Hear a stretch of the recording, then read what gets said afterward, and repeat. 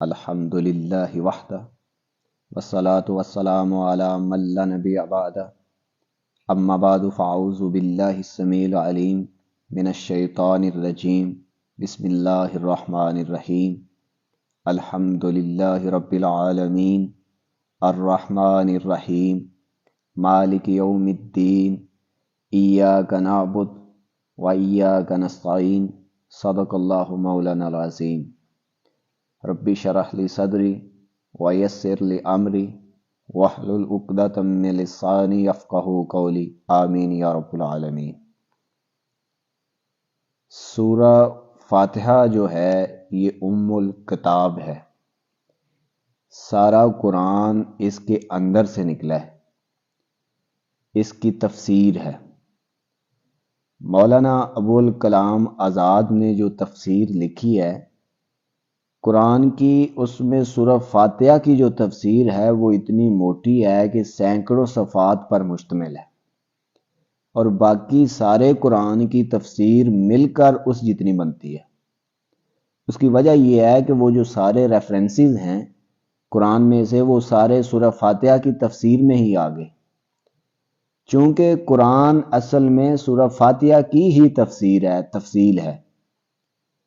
الحمدللہ، ساری تعریفیں اللہ کے لیے، صرف دنیا میں نہیں آخرت میں بھی۔ دنیا میں بھی اس کے کسی کام پر اعتراض نہیں کیا جا سکتا، اور آخرت میں بھی جب وہ فیصلے کر چکے گا۔ دنیا میں تو لوگ قسم قسم کی باتیں کرتے ہیں نا کہ یہ کیسے ہوگا وہ کیسے ہوگا، تو ان کے لیے یہ ہے کہ یہ کنفرم ہے کہ اللہ پاک ظلم نہیں کرے گا۔ جتنا میرا اس بات پر یقین ہے کہ اللہ ہے، اتنا ہی اس بات پر بھی یقین ہے کہ اللہ ظالم نہیں ہے۔ اللہ العدل ہے، سراپا عدل ہے۔ وہ جو کسی کو ڈسکاؤنٹ دینی ہوگی، جو کسی کی مجبوری ہوگی، جو کسی کا عذر ہوگا، وہ سب ایڈجسٹ کر کے اس کے بعد اس کا فیصلہ کرے گا۔ مولویوں کے فتوے پر فیصلہ نہیں کرے گا، وہ ہر بندے کا انڈیویجولی حساب اسی لیے لے گا کہ ہر بندے کے اپنے معاملات ہوتے ہیں، حالات ہوتے ہیں۔ بعض حالات میں وہ کام ایک بندے کے لیے ناجائز ہوتا ہے، اور بعض حالات میں وہی کام دوسرے بندے کے لیے جائز ہوتا ہے۔ تو وہاں بھی فرمایا کہ قیامت کے دن جب فیصلے ہو جائیں گے تو اور کہا جائے گا کہ ساری تعریفیں اللہ ہی کے لیے ہیں، وہاں بھی کوئی اعتراض نہیں کر سکے گا کہ میرے ساتھ زیادتی ہوئی ہے۔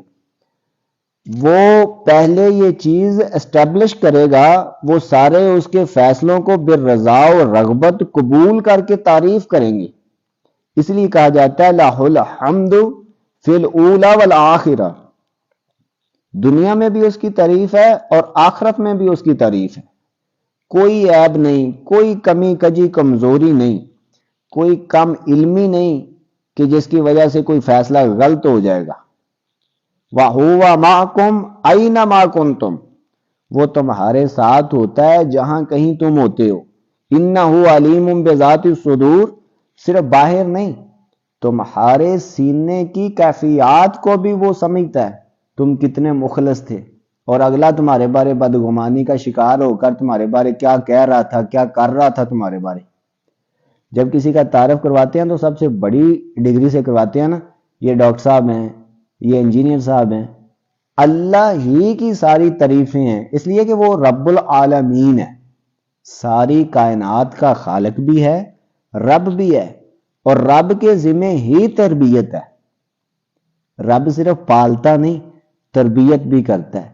لہذا جب موسیٰ علیہ السلام نے فرعون سے پوچھا وَمَن رَبُّكَ یا موسیٰ، موسیٰ تیرا رب کون ہے؟ قال ربنا الذی اعطی کل شیء خلقہ ثم ہدی، میرا رب وہ ہے جس نے ہر چیز کو اس کی شیپ دی، اس کا وجود بخشا، ثم ہدی، پھر اس کو گائیڈ کیا، کس کو کیا کام کرنا ہے، کس کو تیرنا ہے، کس کو کس طرح بھاگنا ہے، کیا کھانا ہے، بلی نے کس طرح بچے سمیٹنے ہیں، کس طرح بچوں کو کتے بلے سے بچانا ہے، کس طرح گھونسلہ بننا ہے، یہ سب کس نے سکھایا ہے؟ جس طرح موبائل میں آلریڈی کچھ ایپس انسٹالڈ ہوتی ہیں نا، اسی طرح کچھ چیزیں تمام جانوروں میں اس نے انسٹال کر دی ہیں، باقی پلے سٹور میں رکھ دی ہیں، جہاں جہاں ضرورت ہوتی ہے اس وقت وہ اس سے کام لے لیتی ہیں۔ تو رب کی ہی ذمہ داری ہے کہ وہ گائیڈ کرے، اور گائیڈنس کا نام ہی تربیت ہے۔ انسانوں کی تربیت کے لیے اس نے پیغمبر بھیجے ہیں، کتابیں بھیجی ہیں، یہ تربیت کا حصہ ہے، یہ اس کی ذمہ داری ہے۔ فرمایا ہوا نفس و ما سواہا، اور نفس کی قسم، اور جس طرح اس کا تصفیہ کیا، تصفیہ بیلنس کیا، فجور بھی رکھا اس کے اندر اور تقوی بھی رکھا اس کے پلے سٹور میں، مرضی تمہاری ہے۔ پھر فرمایا قد افلا من زکاہا، کامیاب رہا جس نے تزکیہ کیا نفس کا، اس نے سوچا سمجھا کہ کون سی ایپ ڈاؤن لوڈ کرنی ہے، کون سی نہیں کرنی، کون سی میرا ایمان کھا رہی ہے، یہ تزکیہ ہے۔ وقد خواب من دساہا، پورا قرآن کیا ہے؟ نفس کے تزکیے کے لیے ہے نا، تزکیے کا سامان بھی اللہ پاک نے ہی فراہم کیا ہے۔ هو الذی بعث فی الامیین رسولا منہم یتلو علیہم آیاتہ، یہ آلہ ہے تزکیے کا قرآن حکیم، وہ جا کر سات منہوں سے سیکھنے کی ضرورت نہیں۔ هو الذی بعث فی الامیین رسولا منہم یتلو علیہم آیاتہ ویزکیہم، وہ آیات تلاوت کرتا ہے اور ان کا تزکیہ کرتا ہے۔ تزکیے کی کتاب تو ہمیں رسول دے گئے ہیں قیامت تک کے لیے، کیوں نہیں کرتے؟ اس لیے کہ ہم کرنا نہیں چاہتے۔ وَيُعَلِّمُهُمُ الْكِتَابَ وَالْحِكْمَةَ، قانون بھی دیا، حکمت بھی دی کہ یہاں کس طرح کس جگہ استعمال کرنا ہے۔ یہ بھی ربوبیت کے فرائض میں سے ہے، اس نے رسول اور کتابیں بھیج کر اپنا فرض ادا کیا جو بطور رب اس کی ذمہ داری تھی، اس نے اپنی ذمہ لی تھی کہ میں تمہارا رب ہوں۔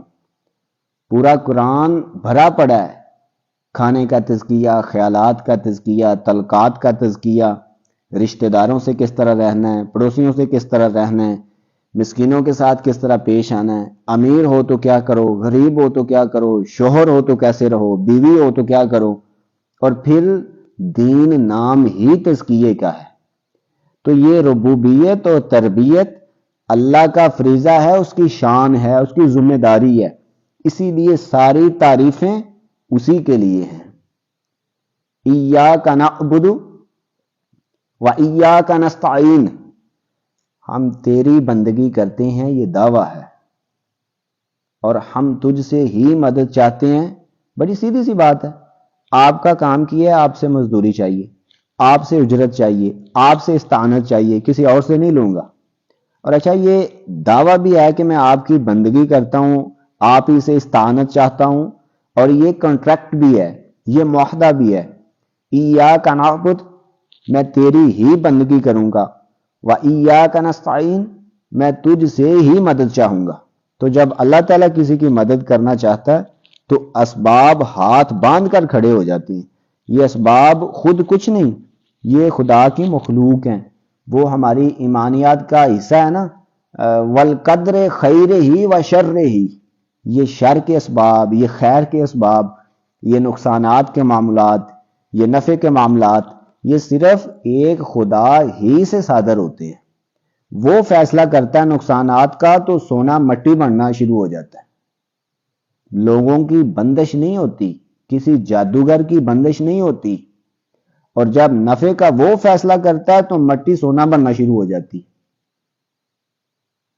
وہ ایک جملہ کہتا ہے اور آل ورڈ جو ہے نا اس کو سراہا جاتا ہے، اپریشیٹ کیا جاتا ہے۔ کیوں؟ اس نے فیصلہ کر لیا ہوتا ہے کہ اس کو ہم نے عزت دینی ہے، یہ رب کا حکم ہوتا ہے، اور اسباب تخلیق ہو جاتے ہیں چونکہ وہ مسبب الاسباب جو ہوا۔ تو یہ والا عقیدہ بنا لیں، پھر نماز بھی فائدہ دے گی اور ایمان بھی بچا رہے گا۔ وآخر دعوانا الحمد للہ رب العالمین۔